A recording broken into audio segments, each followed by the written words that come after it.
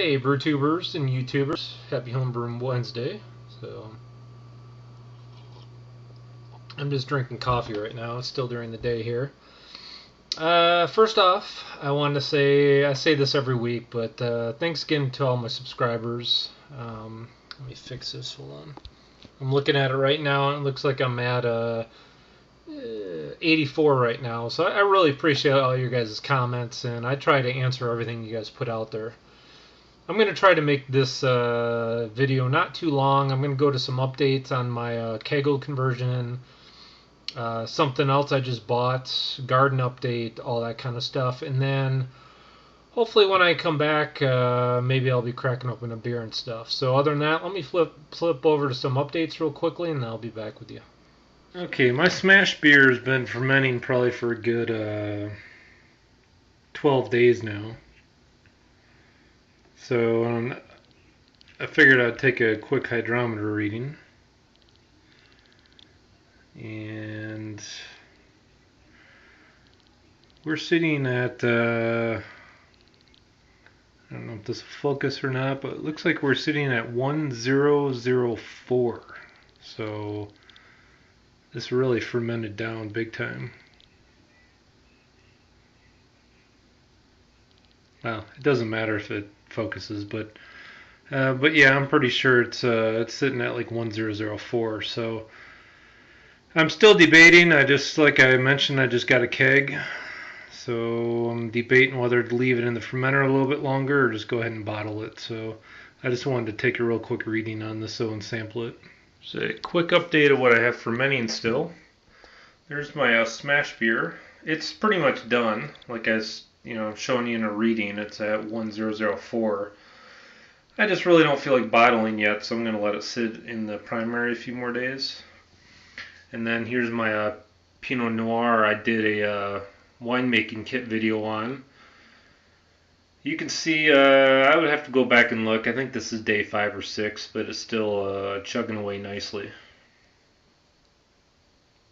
So just a quick update on the beers I have in wine I have fermenting right now. I thought I'd give you guys a quick garden update. I haven't done this in a little while.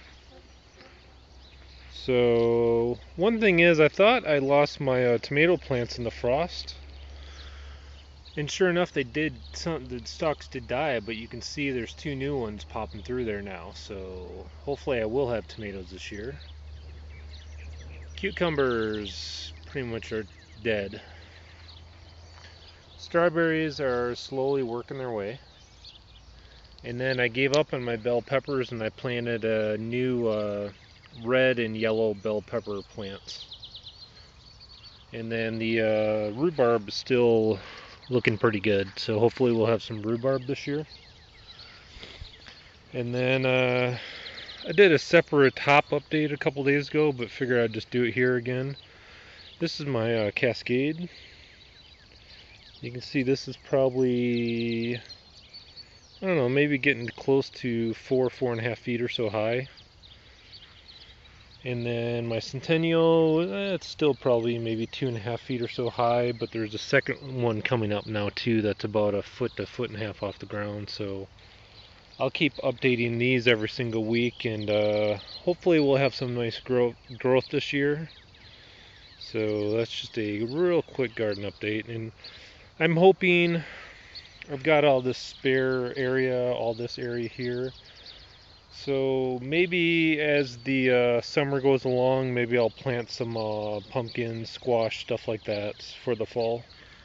Okay, I wanted to give you guys a quick update on my Keggle.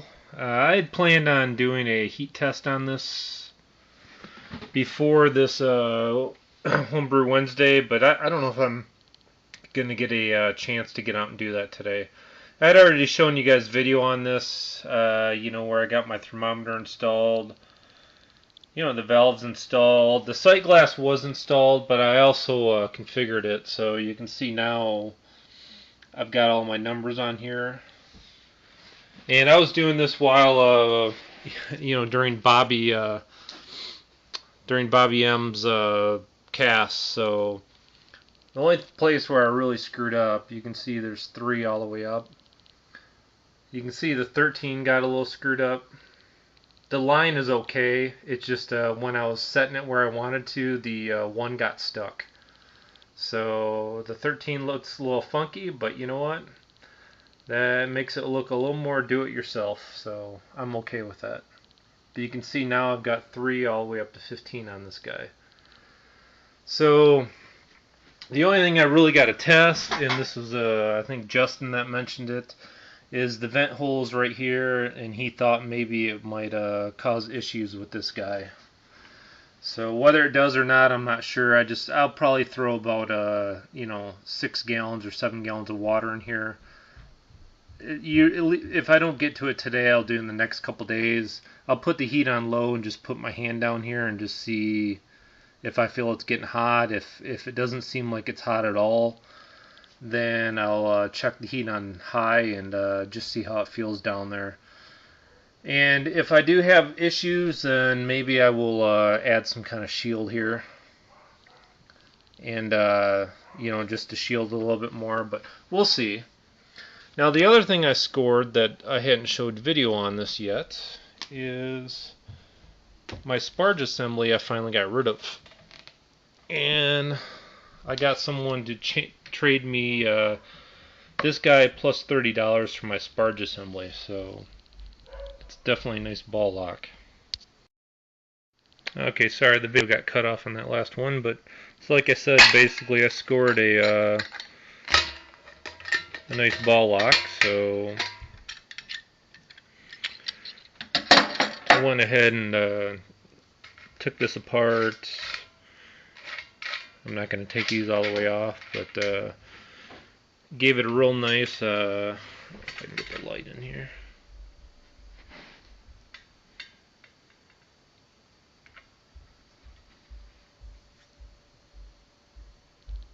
Yeah, not really. I gave it a real nice OxyClean soak, probably for a good 45 minutes or so, because it had a little stench in there. And to me, if I take a smell, 95% of that stench is gone now, and I'll give it another good soak before I actually do any kegging with this guy. But nonetheless, I'm real happy about this, because this is something I've been wanting to get into for quite some time. I know a lot of you guys do it. I'm not even going to worry about that right now. I know a lot of you guys do it. I just need to get my hands on some CO2 now. Gas lines, picnic tap, all that good stuff. So at some point, I'm not sure when, but I definitely look forward to kegging my first beer. Alright, I hope you guys enjoyed those updates. Alright, so let me get a beer poured. So if you can see that. Yeah, I don't know. This is the Sjporr. I think this thing's, finally, let me turn it so you guys can actually see the glass. Yeah, figures. Last one I poured had pretty good carbonation to it. This one not so much.